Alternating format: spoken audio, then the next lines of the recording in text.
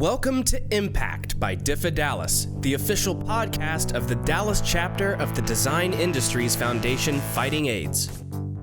We'll share valuable info about the fight against HIV and AIDS, what our organization is doing to assist those in our community, and most importantly, how you can help us make a real impact. Hi, welcome to this episode of Impact by Diffa Dallas. My name is Tim Garippa.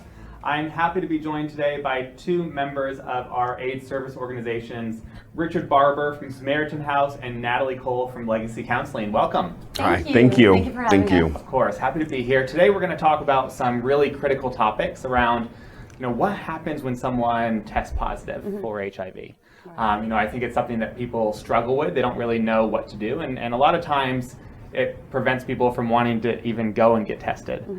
Before we dive into those topics, let's talk a little bit about you guys and your organizations. And Richard, let's start with you.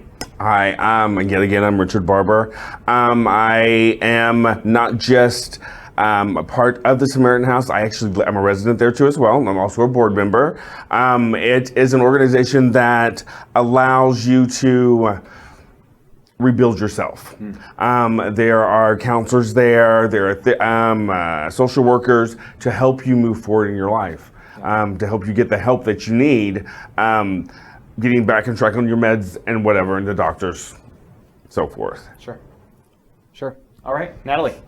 I'm Natalie Cole, and I have been a licensed professional counselor in the great state of Texas for 18 years.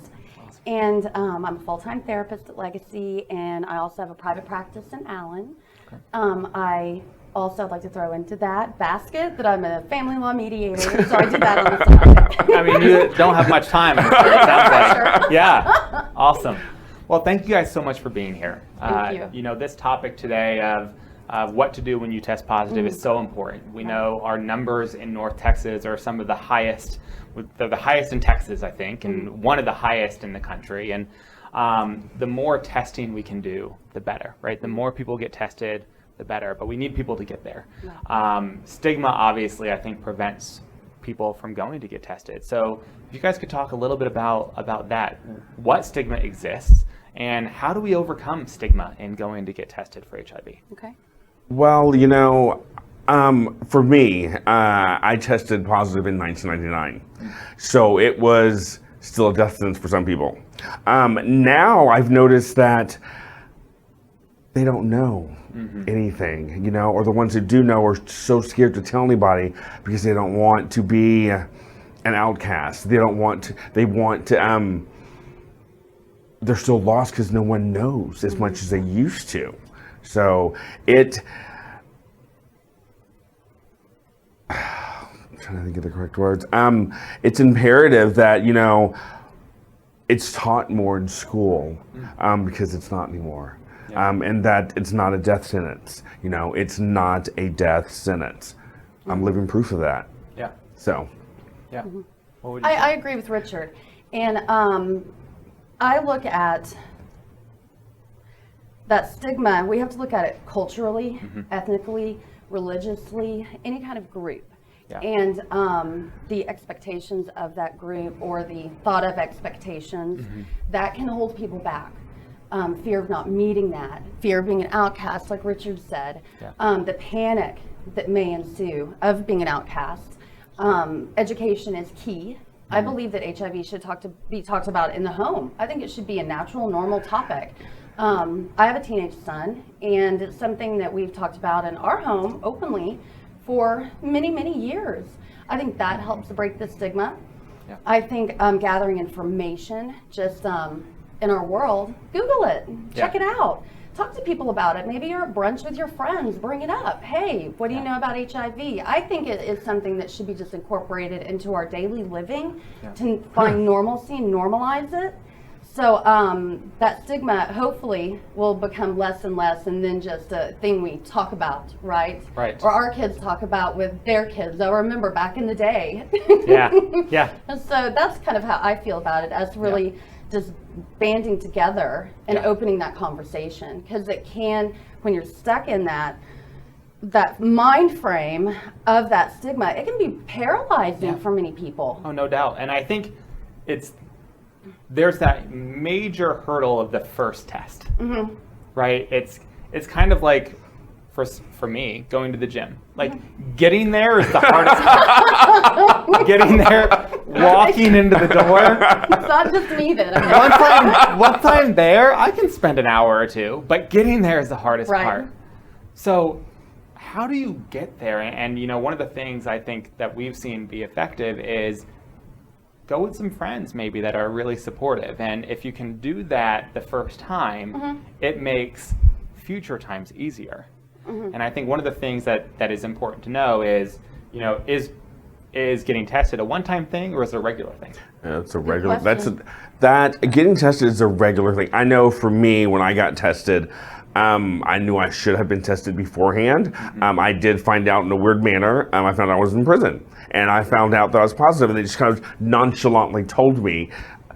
They said, "Well, you're tested positive." I was like, "Oh yeah, I know I have drugs in my system," and they said, "No, you're HIV positive." And I was like, "Oh, okay." Yeah. Right. I didn't know how to handle it. Yeah. I didn't know what to do with what I was just told because I didn't know anything. Right. All I knew was a death sentence right then and there.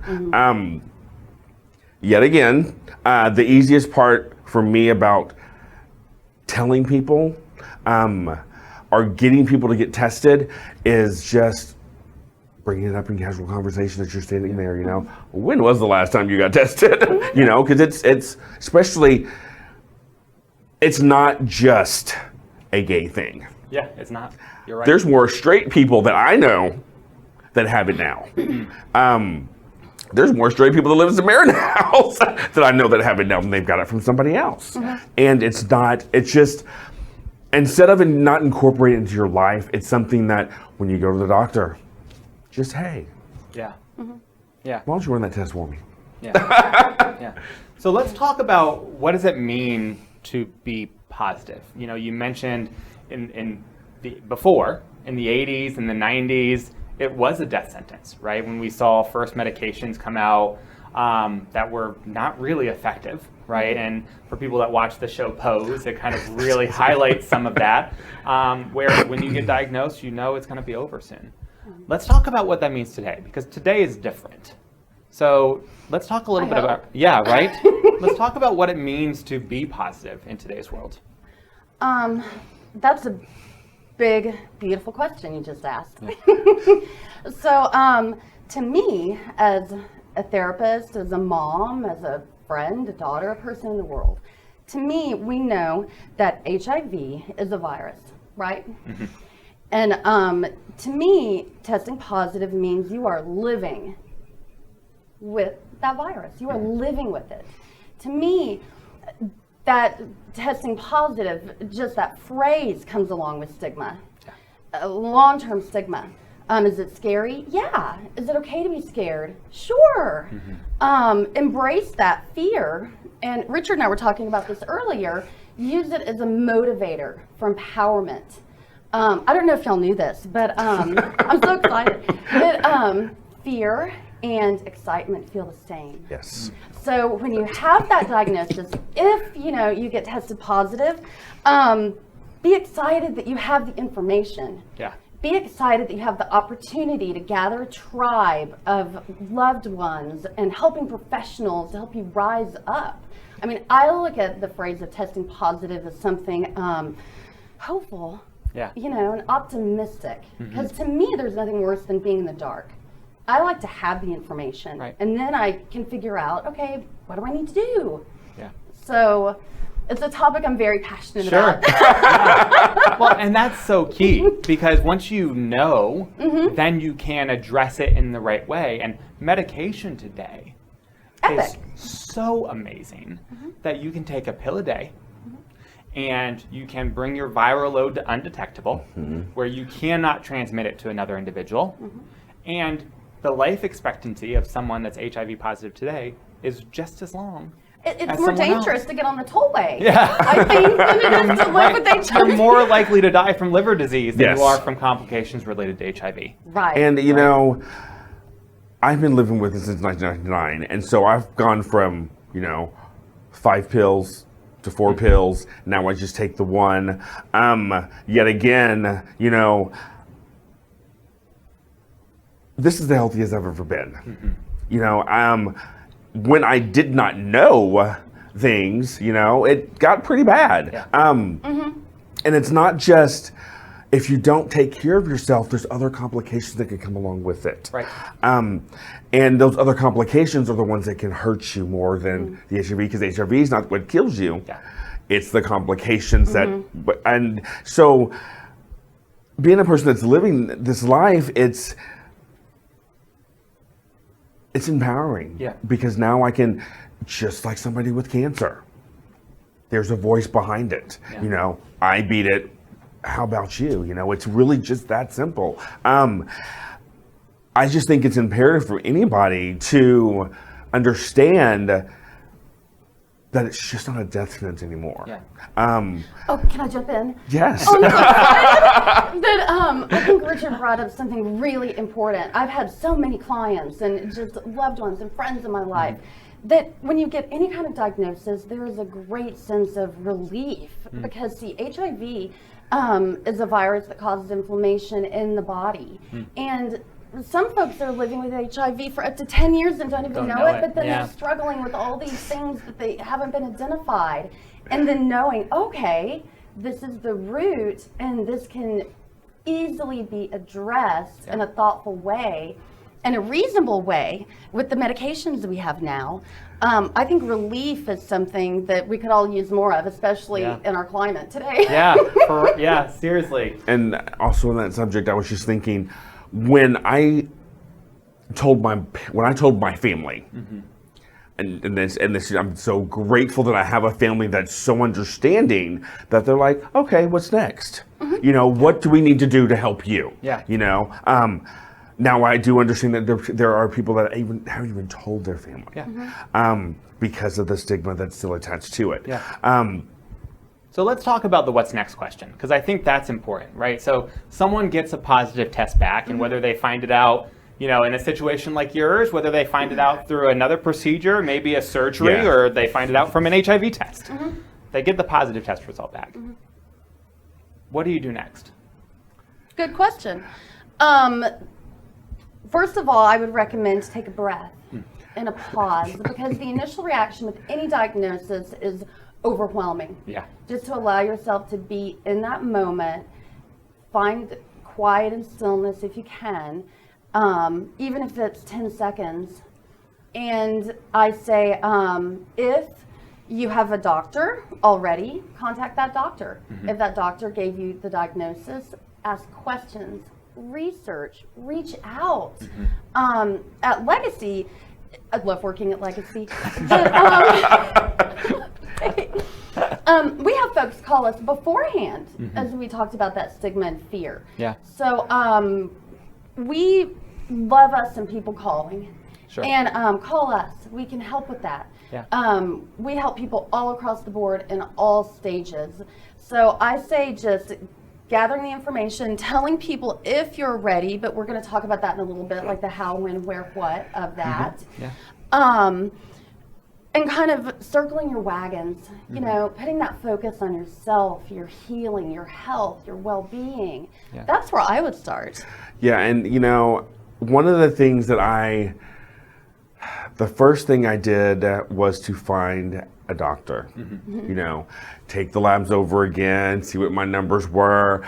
I mean, and back when I started taking back when I got my test, they were giving you meds, period. They were just giving them to you. Today, they only give them to you when you're at a certain level. Dallas has one of the best networking systems for people living with HIV that I've noticed. And I've lived in several different cities, and I know Dallas has one of the best ones, because there's so many different organizations that are willing to let me help you get to the next step. They're not even let me help you, let me guide you, let me pat you on the back, let me hold your hand. And it's somewhat surreal at first, AF8,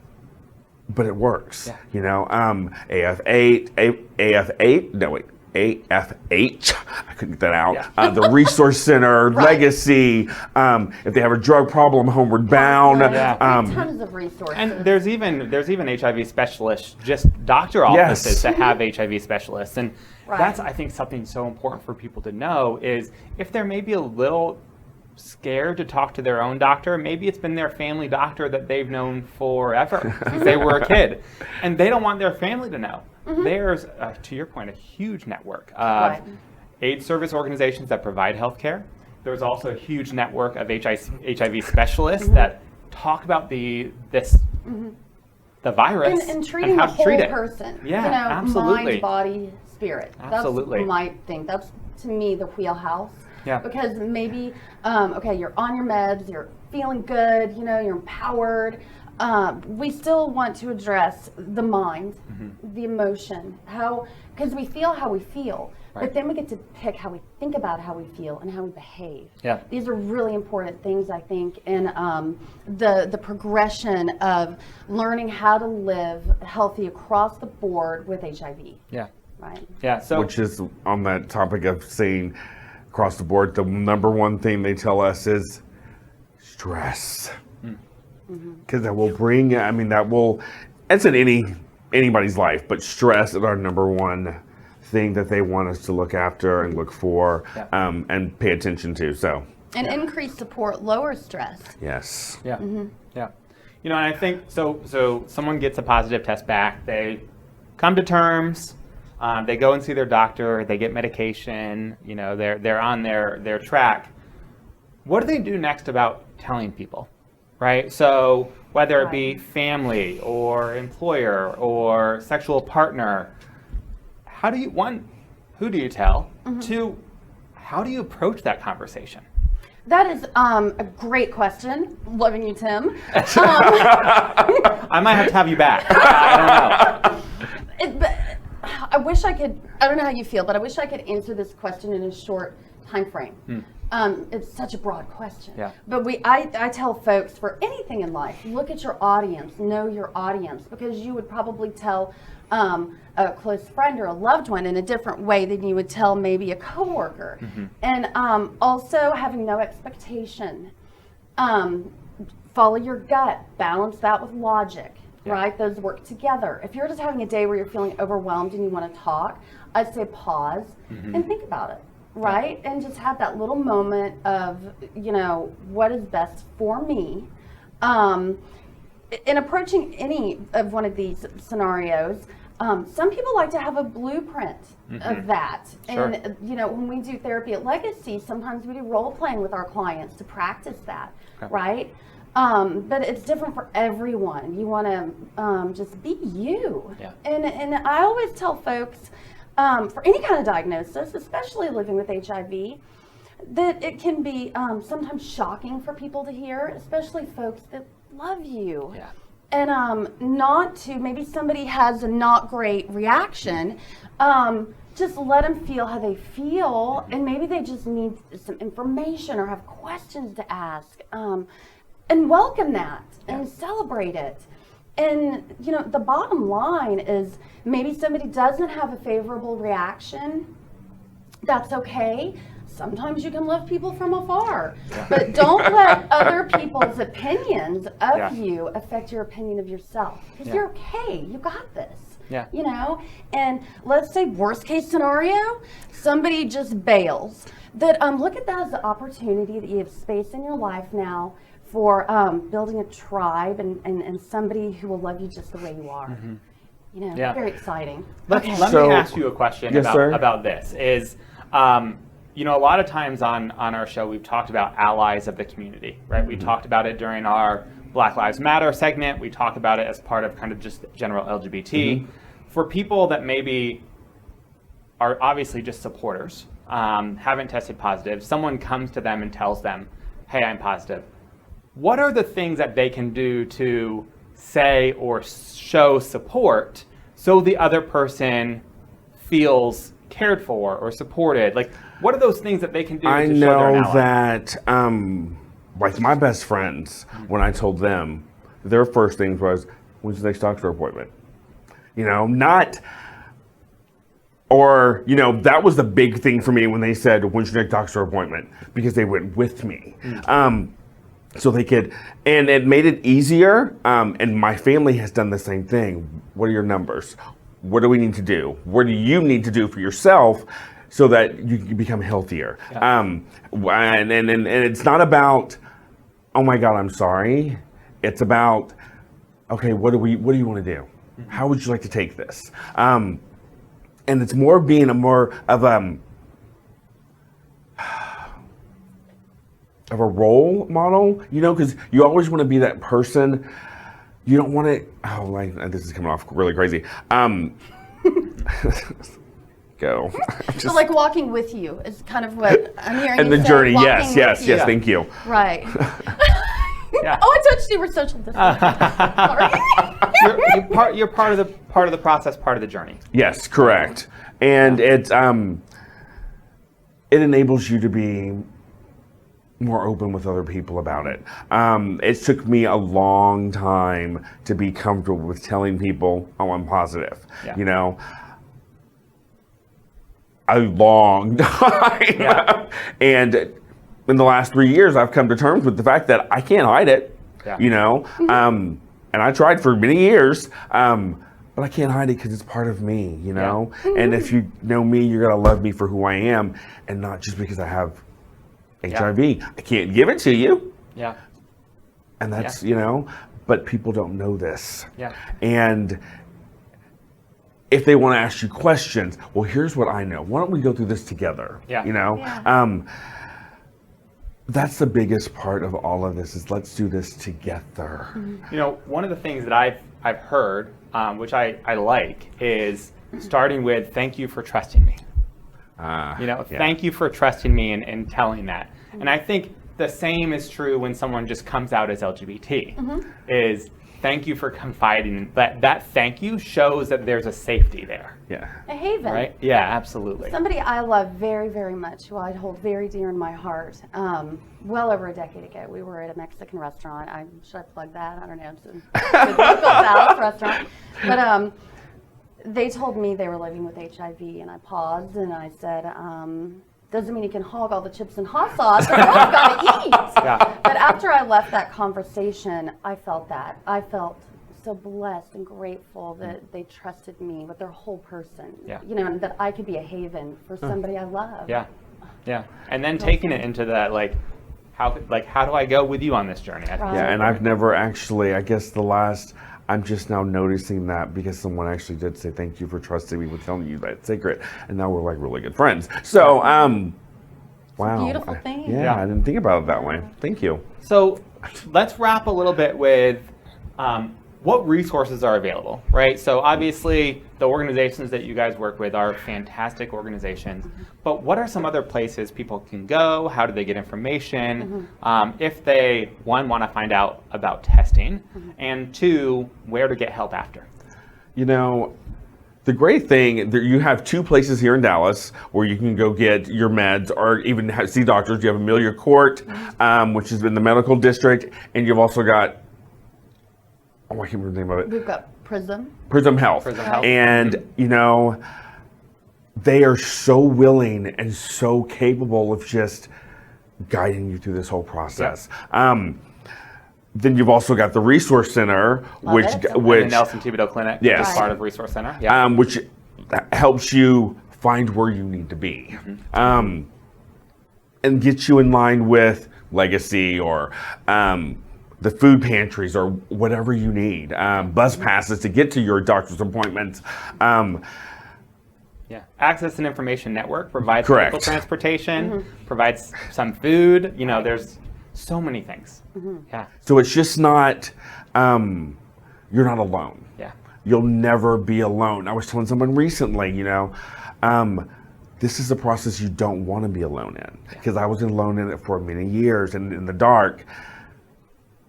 And it's not a good place to be. And we're very tribal by nature. We're tribal people. We're mammals. We're pack animals. Yeah. We need a pack, a tribe. And Dallas, as you said, offers infinite resources to build that supportive network and that tribe. And I just don't think there's anything much more beautiful than that. It's true.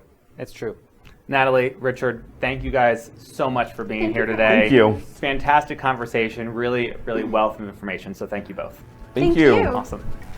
All right, thank you so much for tuning in to today's today's episode of Impact. You can find out more information on our website at diffadallas.org. We will see you next time.